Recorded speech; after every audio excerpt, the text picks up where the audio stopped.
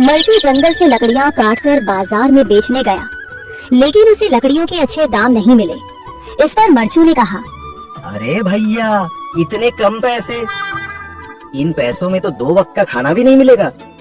आप मुझे बहुत ही कम पैसे देते हैं। मैं इतनी मेहनत से लकड़ियां काट कर आता हूँ, लेकिन उनके पैसे मुझे बहुत कम मिलते हैं। भैया, तुम्हारी लकड़ियाँ होती ही इतनी कमजोर हैं कि मैं इससे ज्यादा पैसे नहीं दे सकता। तुम्हारी लकड़ियों के बस इतने ही पैसे बनते हैं। अरे भैया, कुछ ज्यादा कर दो ना। वो क्या है ना कि इन पैसों का तो कुछ भी नहीं आता। मैं अपनी जिंदगी कैसे गुजारूंगा। भैया, तुम जाकर अच्छी लकड़ियाँ लाओ, तभी इन लकड़ियों का अच्छा दाम मिल पाएगा, वरना इन लकड़ियों का तो यही दाम है। ये सुनकर मरचू बहुत ज्यादा परेशान हो गया और पैसे लेकर किराने की दुकान से सामान खरीदकर घर आ गया। घर पहुंचते ही मरचू की पत्नी सीता ने कहा, जी सामान ले आए आप? हाँ जी, सामान ले आया हूँ।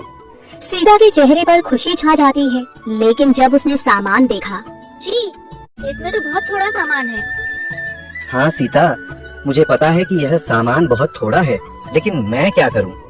मेरे पास जितने पैसे थे, मैं उतने का ही सामान लेकर आ गया हूँ। इस तरह हमारा गुजारा कैसे हो पाएगा जी? आपको तो पता ही है कि हम कितनी मुश्किलों से गुजारा करते हैं। हाँ, मुझे पता है, लेकिन मैं कर भी क्या सकता हूँ। मेरे पास इतने पैसे ही नहीं कि हम एक अच्छी जिंदगी गुजार सकें। इतनी मेहनत कर रहा हूँ, लेकिन फिर भी मेहनत का फल नहीं मिल रहा। इतनी मेहनत से अच्छी लकड़ी काट कर आता हूँ, लेकिन मुनासिब दाम नहीं मिलता। मैं तो बहुत परेशान हूँ। क्या करूँ, कहाँ जाऊँ? अरे जी, आप परेशान न हो, आप कोई और काम देख लें।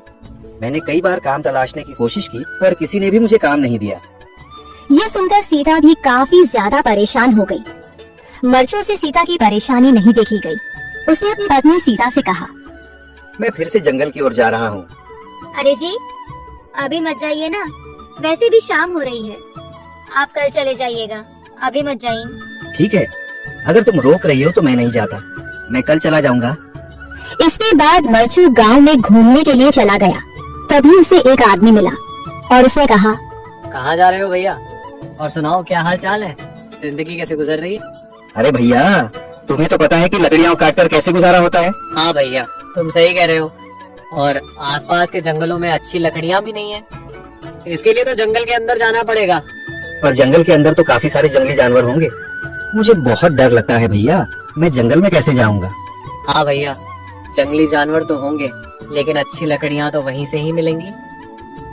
ये सुनकर मरचू बहुत ज्यादा परेशान हो गया, लेकिन वह आदमी बिल्कुल ठीक कह रहा था। जंगल के किनारे की सारी लकड़ियां कट चुकी थीं। अब सिर्फ जंगल के अंदर ही अच्छी लकड़ियां बची थीं। अगली सुबह मरचू लकड़ियां काटने जंगल की ओर चल पड़ा। जंगल में आने के बाद मरचू ने कहा, अरे यहाँ पर तो लकड़ियाँ ही नहीं है। वो आदमी सही कह रहा था, लकड़ियों के लिए तो जंगल के अंदर ही जाना पड़ेगा। पर जंगल के अंदर जाना क्या सही रहेगा?